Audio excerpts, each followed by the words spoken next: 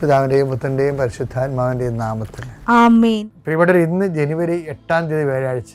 അമ്മേ പരിശുദ്ധ അമ്മേ, അമ്മേ പരിശുദ്ധ ദൈവമാതാവേ, കൃപാസനത്തിലൂടെ ഞങ്ങൾക്കും ഞങ്ങളുടെ ദേശത്തിനും അമ്മ മധ്യസ്ഥം തേടി തന്ന എല്ലാ അനുഗ്രഹങ്ങൾക്കും കൃപകൾക്കും ഞങ്ങളിപ്പോൾ ഹൃദയം നിറഞ്ഞ നന്ദി പറയുന്നു.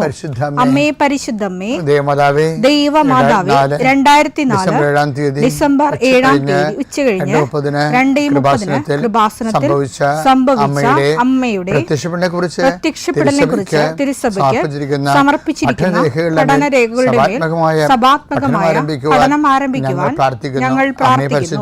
അമ്മേ പരിശുദ്ധമേ, ഭൂസ്വർലോകങ്ങളുടെ രാജ്ഞിയായ അങ്ങേയ്ക്ക് ഭൗമസംരക്ഷണത്തിനായി പ്രപഞ്ചപ്രകൃതിയെ തന്നെ തിരുസഭ പ്രതിഷ്ഠിക്കുവാൻ ഈ പ്രത്യക്ഷീകരണം വഴി ഇടയാക്കണമേ. പരിശുദ്ധമേ, ജപമാല മാതാവേ, സകല കൃപാസനം പ്രാർത്ഥനയോടും ചേർത്ത് ഞങ്ങളിപ്പോൾ പ്രാർത്ഥിക്കുന്ന ഈ കുടുംബത്തിന്റെ പ്രത്യേക നിയോഗം പറ മക്കളെ.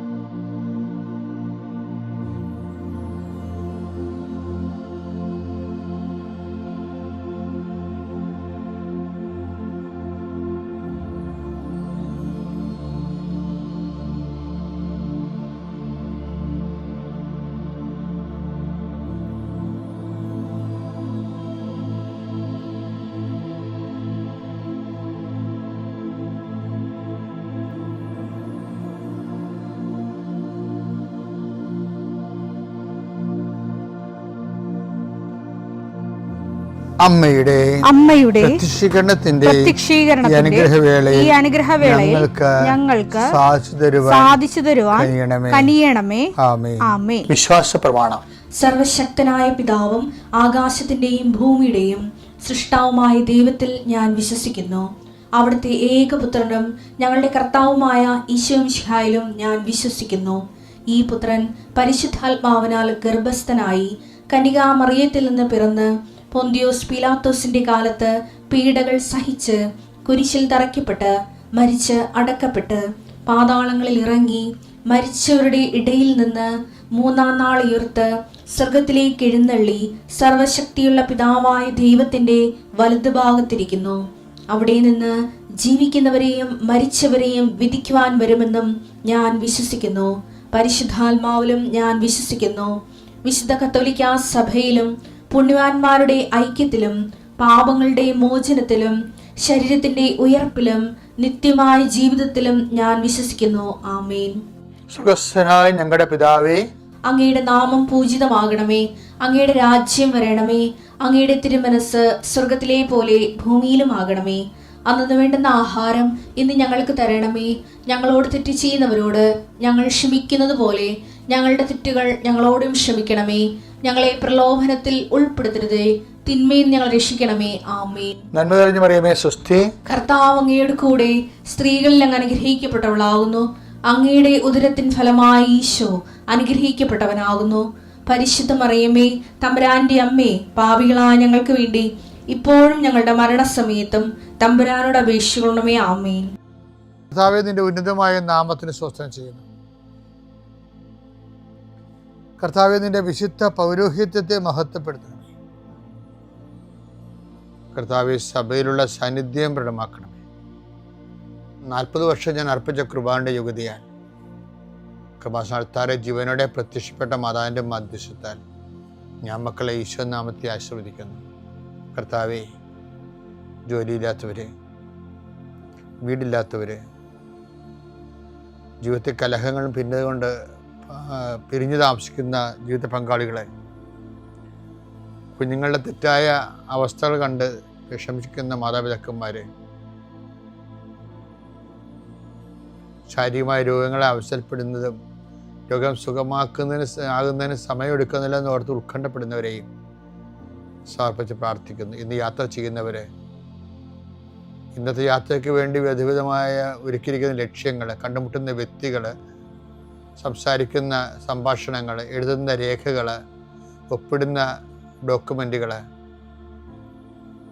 പങ്കെടുക്കുന്ന ഇൻ്റർവ്യൂകൾ, സെൻഡ് ചെയ്യുന്ന മെസ്സേജുകൾ എല്ലാം കർത്താവിൻ്റെ കൃപയാൽ നിറയപ്പെടാനും നീ ഇന്ന് തിരികെ എത്തുന്ന സമയത്ത് കർത്താവിൻ്റെ കൃപ നിന്നെ നിറഞ്ഞു നിന്നുകൊണ്ട് സന്തോഷം വന്ന് ഉറങ്ങുവാനും ഇന്നത്തെ ദിവസം മുൻനിർത്തി നീ കണ്ടുമുട്ടുന്ന ഓരോ നിമിഷങ്ങളെയും, നിൻ്റെ ഓരോ സമയങ്ങളെയും, സന്ദർഭങ്ങളെയും എല്ലാം സംരംഭങ്ങളെയും പരിശുദ്ധമ്മ ദൈവമാതാവിൻ്റെ മധ്യസ്ഥത്തിൽ രാത്രിയും തിരിച്ചെത്തുന്നവരെ കർത്താവിൻ്റെ നാമത്തിൽ മാതാവിൻ്റെ മധ്യസ്ഥതയും ഞാൻ നിൻ്റെ ജീവിതത്തെയും നിൻ്റെ കുടുംബത്തെയും ഈശോ നാമത്തെ ആശീർവദിക്കുന്നു. എൻ്റെ പ്രിയപ്പെട്ടവരെ, പിന്നെ നമ്മളെപ്പോഴും കണ്ടിട്ടുള്ളൊരു സംഭവമുണ്ട്. ഞാൻ ഇപ്പോൾ അത് വേറൊരു ആംഗിളിൽ നിങ്ങളോട് പറയുകയാണ്. അതായത് ഈ ദൈവ തിരുസന്നിധിയിൽ സമ്പന്നത എന്നുള്ളത് ഈശോ ഐഡൻറ്റിഫൈ ചെയ്ത് തന്ന ഒരു ആധ്യാത്മിക പ്രമേയമാണ്. ദൈവ തിരുസന്നിധി സമ്പന്നത എന്ന് വെച്ചാൽ ഒരാൾക്ക് ദൈവ തിരുസന്നിധിയിൽ സമ്പന്നനാകാൻ പറ്റുമെന്ന്. ലൂക്ക 12:21. ലൂക്ക 12:21. ഇതുപോലെയാണ് ദൈവസന്നിധിയിൽ സമ്പന്നനാകാതെ തനിക്ക് വേണ്ടി സമ്പത്ത് ശേഖരിച്ചു വെക്കുന്നവനും. അപ്പൊ ഇവിടെ ഒരു ഐഡന്റിഫൈ ചെയ്തിട്ടുണ്ട്. എന്താണ്? ഒരു കുറിമാനം ഇട്ടിട്ടുണ്ട് ഈശോ. എന്താ ഇട്ടിരിക്കണത്? ദൈവ തിരുസന്നിധിയിൽ ഒരു വ്യക്തിക്ക് സമ്പന്നനാകാൻ സാധ്യതയുണ്ട്, അല്ലേ? അപ്പോൾ അതൊരു ഈശോ ഐഡൻറ്റിഫൈ ചെയ്ത ഒരു ആധ്യാത്മിക പ്രമേയമാണത്, ദൈവത്തിൻ്റെ സമ്പന്നത. ഇനി രണ്ട് തരത്തിലുള്ള ആൾക്കാരെ സമ്പത്ത് ശേഖരിക്കുന്നവർ രണ്ട് തരമായിട്ട് ഈശോ തിരിക്കും. എന്താണ്? ദൈവത്തിരുസന്നിധി സമ്പന്നത നേടുന്നവരും പിന്നെ തനിക്ക് വേണ്ടി സമ്പത്ത് ശേഖരിക്കുന്നവരും. ഇനി നമ്മുടെ ഒരു വിഷയം ദൈവതിരുസന്നിധി ഒരാൾക്ക് എങ്ങനെ സമ്പന്നനാകാൻ പറ്റും എന്നാണ്. അപ്പം നിക്ഷേപമുണ്ട്, നമ്മൾ തിരിച്ചൊന്നും വാങ്ങിക്കണില്ല, തിരിച്ച് വാങ്ങിക്കും. നമ്മൾ ഓരോരുത്തർ ദൈവത്തിന് വേണ്ടി ജോലി ചെയ്യുന്നുണ്ട്, പക്ഷെ അതിൻ്റെ ആനുകൂല്യങ്ങളൊന്നും കൈപ്പറ്റണില്ല. അതൊക്കെ ഇൻഷുറൻസ് പോലെ അങ്ങനെ കിടക്കുകയാണ്. അത് എങ്ങനെയാണ് ദൈവതിരുസന്നിധി സമ്പന്നനാകാൻ കഴിയണത്? ഇതൊരു ടെക്നിക്കാണ് ശരിക്കും പറഞ്ഞാൽ. ബൈബിൾ അറിയാമല്ല, ആധ്യാത്മികമായ ഒത്തിരിയേറെ നോട്ടുകളുള്ള വലിയൊരു ട്രഷറാണ് ബൈബിള്. ലൂക്ക 6:35. തിരിച്ചു കിട്ടും എന്ന് പ്രതീക്ഷിക്കാതെ മറ്റുള്ളവർക്ക് നന്മ ചെയ്യുകയും വായ്പ കൊടുക്കുകയും ചെയ്യുവിൻ.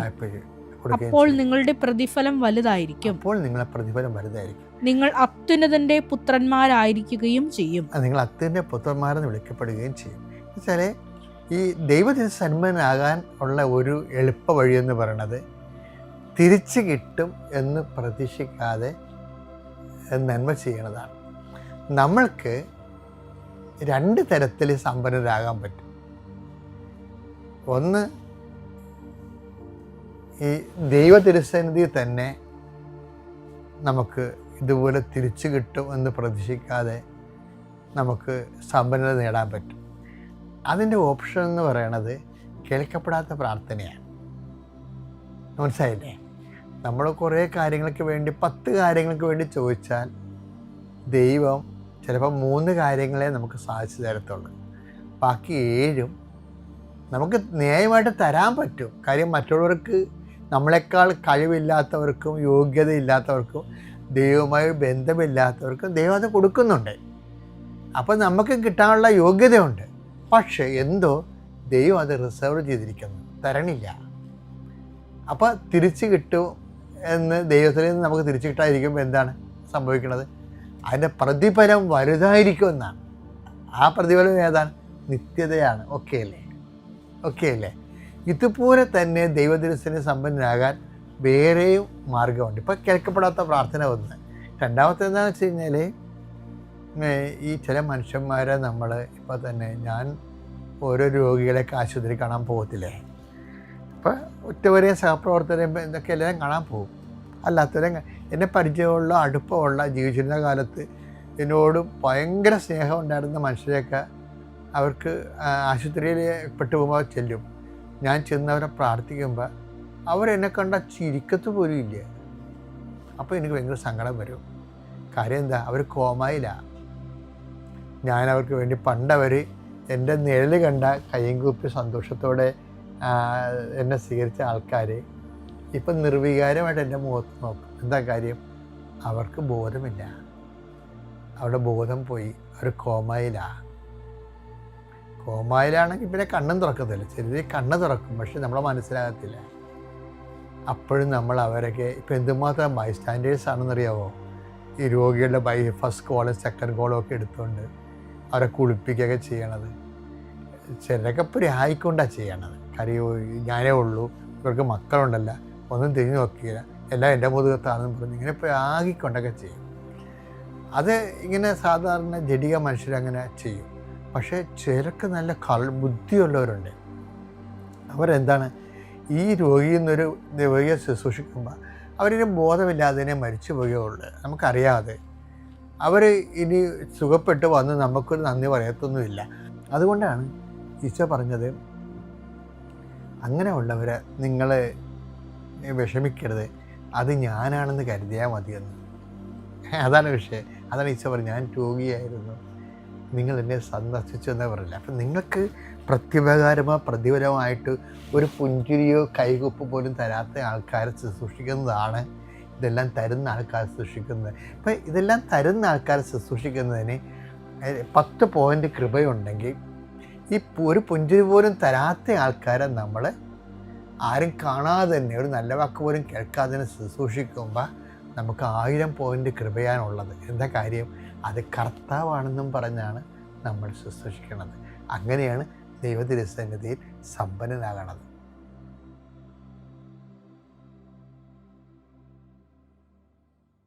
അത്യപൂർവ ദൈവാനുഭവങ്ങൾ ഇനി നിങ്ങൾക്കും സ്വന്തം. ഈ യൂട്യൂബ് ചാനൽ ഇതുവരെ സബ്സ്ക്രൈബ് ചെയ്തിട്ടില്ലെങ്കിൽ ഇപ്പോൾ തന്നെ സബ്സ്ക്രൈബ് ചെയ്യുക.